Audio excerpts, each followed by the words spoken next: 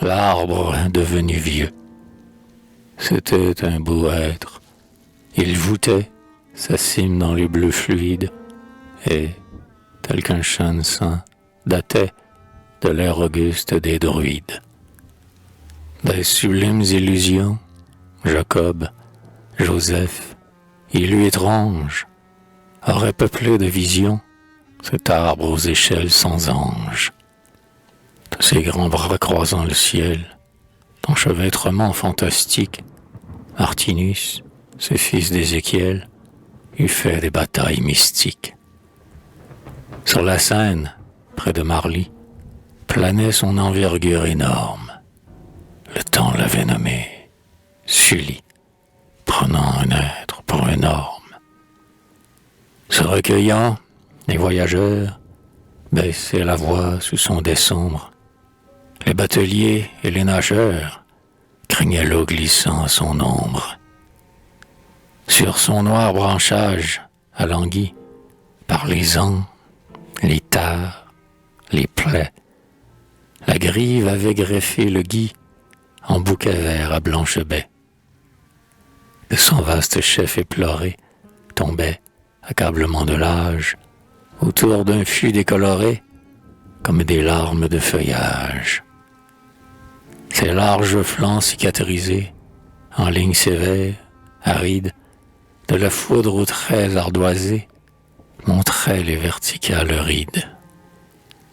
Dans l'épaisseur de son bois creux, au seuil de sa taille géante, s'ouvrait, repère dangereux, une crypte obscure, béante.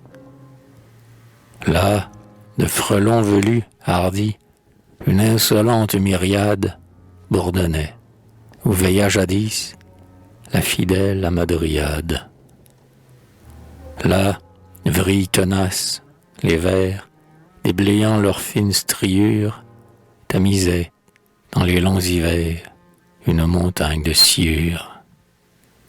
Ses racines, serpents noueux, crispés en de sinistres formes, au versant du talus boueux, s'écartelaient en bondiformes.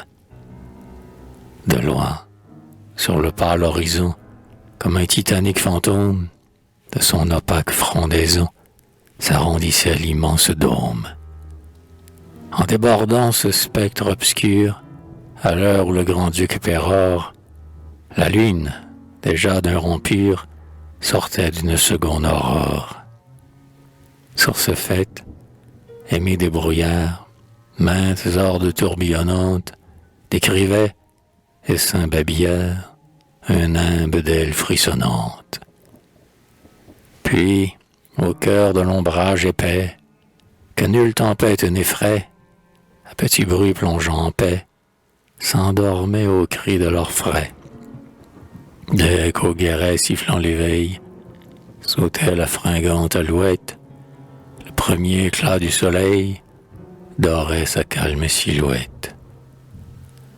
Et cependant, pour compléter ce fier colosse millénaire, il eût fallu le transplanter en un désert imaginaire.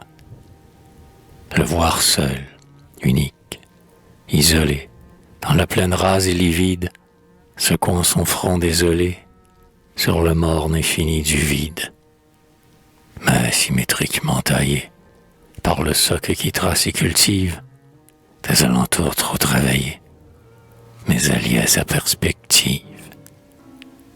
Puis l'écho discorde, les clameurs du gouffre où brille la folie, lassait d'éternelles rumeurs, sa constante mélancolie.